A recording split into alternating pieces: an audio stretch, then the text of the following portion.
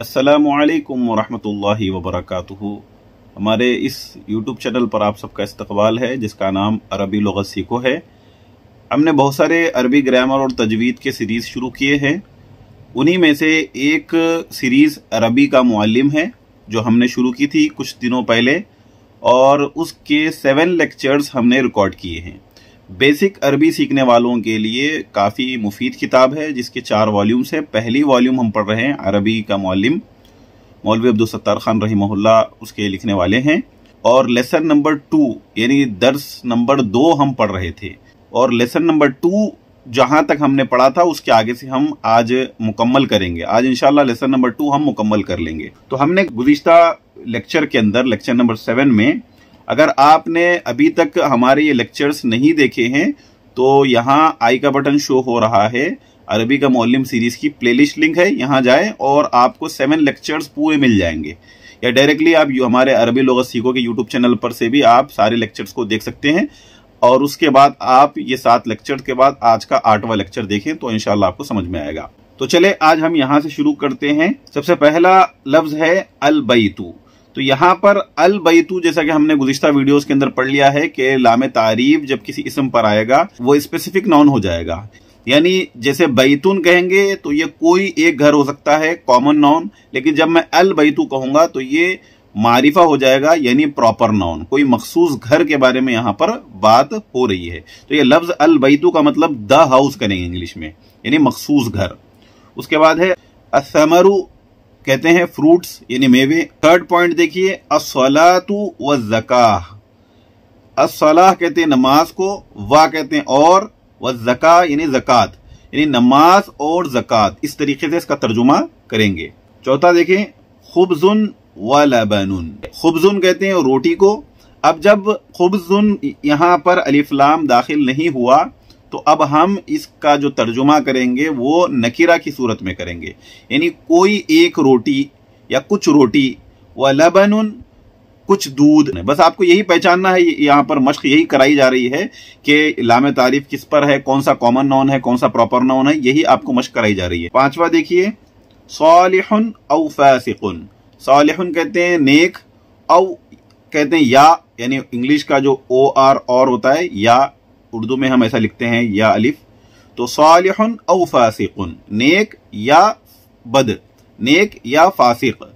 तो ये भी प्रॉपर नाउन नहीं है बल्कि कॉमन नाउन है। तो सालिहुन किसी खास मखसूस नेक आदमी के बारे में नहीं बताया जा रहा, बल्कि कोई नेक आदमी के बारे में यहाँ पर बताया जा रहा है। अल हसनु यानी खूबसूरत, अविल कबीहु, औ जब आएगा, अगर उसे लामे तारीफ आगे औ के बाद लामे तारीफ वाला इसम आएगा तो उसे हम अविल कहकर मिलाएंगे। ये औ है जिसको हम अविल कबीहु कहकर मिला रहे हैं। तो अल हसनु अविल कबीहु यानी खूबसूरत, अल हसनु का मतलब खूबसूरत, अविल कबीहु औ का मतलब है या, अल कबीहु का मतलब है बदसूरत। तो अब ये भी प्रॉपर नाउन है, कॉमन नाउन नहीं है, लामे तारीफ आ गया, इसी वजह से किसी मखसूस खूबसूरत के बारे में बताया जा रहा है, किसी मखसूस बदसूरत के बारे में बताया जा रहा है। 7वां पॉइंट देखिए, अलमाउ वल खुब्जु। अलमाउ, माउ कहते हैं पानी को, वल खुब्जु और रोटी, यानी पानी और रोटी। अत्तमरु वल लबनु। अत्तमरु यानी खजूर, डेट्स, वल लबनु और दूध। जाहिलुन व आलिमुन। जाहिलुन कहते हैं जो इल्म नहीं रखने वाले को हम जाहिल कहते हैं, व और आलिमुन यानी इल्म वाले को हम आलिम कहते हैं। ये भी नकीरा है, यानी लामे तारीफ नहीं है, इसका खास ख्याल रखना है क्योंकि यही सिखाया जा रहा है यहाँ पर। 10वां पॉइंट देखिए, अल इंसानु वल फरसु। इंसान यानी इंसानी को कहते हैं अल इंसानु, वल फरसु और घोड़ा, इंसान और घोड़ा। हमने दुरुसुल लुगा भी हमारी सीरीज चल रही है, उसके अंदर हमने घोड़े को हिसानुन पढ़ा था लफ्ज, तो हिसानुन भी घोड़े को कहते हैं, फरसुन भी कहते हैं। तो ये 2 इसम भी आप याद रख लीजिए। 11वां पॉइंट है दरसुन व किताबुन। दर्स कहते हैं सबक को, लेसन को, व किताबुन और किताब, ये नकीरा है। अल आदिलु यानी अदल करने वाला, अविल ज़ालिमु या जुल्म करने वाला, यानी ये कॉमन नाउन नहीं है बल्कि प्रॉपर नाउन है। 13वां पॉइंट है जमलुन व फरसुन। जमलुन ऊंट को कहते हैं और फरसुन घोड़े को कहते हैं, हॉर्स को। अब आगे देखिए, अरबी में तर्जुमा करें।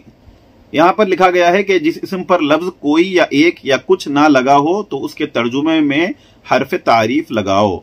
यानी यहाँ पर आप देखिए, जिस इसम पर लफ्ज कोई या एक یا کچھ نہ لگا ہو تو اس کے ترجمے میں حرف تعریف لگاؤ. یعنی اب اردو کے الفاظ آپ کو دیے جا رہے ہیں جس کو آپ کو عربی میں اس کو کنورٹ کرنا ہے، یعنی عربی میں بتانا ہے کہ وہ اس لفظ کو عربی میں کیا کہتے ہیں. چلے اب ان اردو الفاظ کے ہم عربی کے اندر اس کو پڑھنا سیکھیں گے. کوئی ایک گھوڑا، تو کوئی ایک گھوڑا تو ہم سیدھے سے لکھ دیں گے یہاں پر فرسن. تو فرسن گھوڑے کو کہتے ہیں، اور جب میں الفرسو بولوں تو میں مخصوص گھوڑے کے بارے میں بتا رہا ہوں. تو یہاں پر کوئی ایک کا ترجمہ اس طریقے سے ہم عربی میں کریں گے، فرسن لکھ دیں گے، لام تعریف نہیں لکھیں گے تو وہ یہی ترجمہ اس کا اردو کے اندر ہو جائے گا.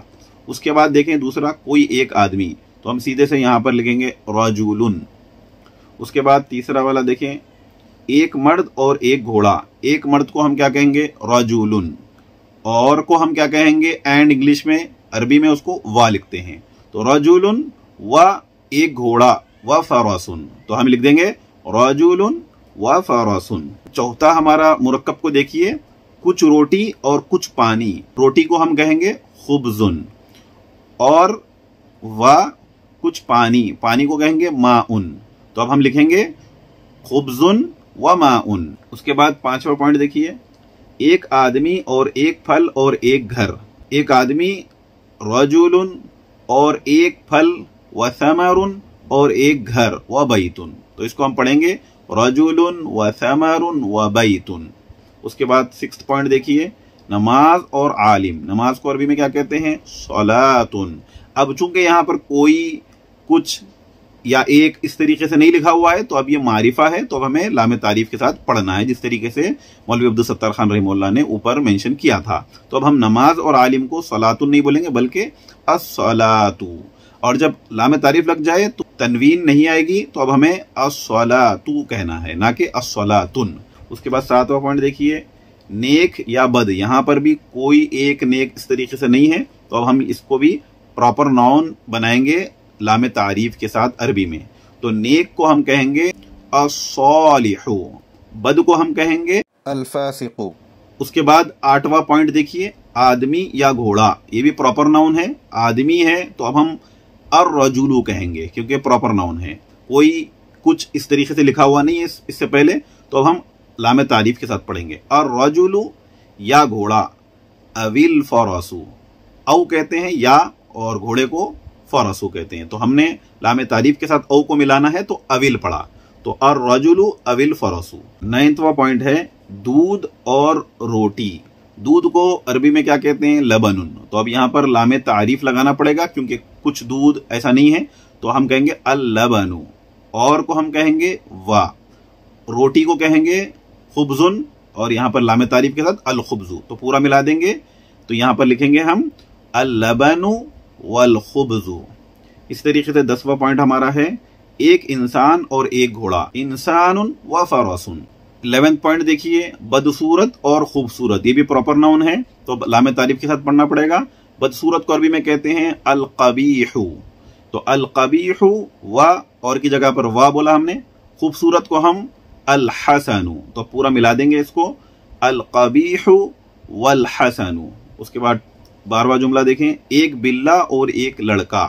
تو بلہ یعنی کیٹ، اس کو عربی میں ہم قطن کہتے ہیں، اور ایک لڑکا ولدن، لڑکے کو ہم ولدن کہیں گے.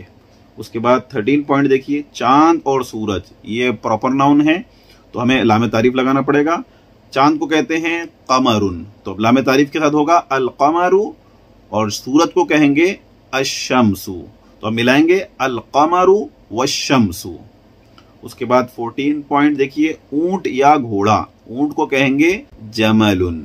تو اب یہاں پر لام تعریف لگانا پڑے گا الجمل، یا او گھوڑا الفرس. تو پورا ملا دیں گے الجمل اویل فرس. تو امید کرتا ہوں کہ آپ کو آج کی یہ کلاس اچھے سے سمجھ میں آئی ہوگی. اگر کچھ سمجھ میں نہ آئے تو نیچے کمنٹ باکس میں آپ کمنٹ کر کے پوچھ سکتے ہیں. انشاءاللہ ہمارے 9th لیکچر میں اگلی ویڈیو میں ہم لیسن نمبر 3 سٹارٹ کریں گے، کیونکہ لیسن نمبر 2 یہاں مکمل ہو چکا ہے. نیکسٹ ویڈیو کے اندر ہم لیسن نمبر 3 سٹارٹ کرنے والے ہیں. اس ویڈیو کو زیادہ سے زیادہ شیئر کیجئے، لائک کیجئے.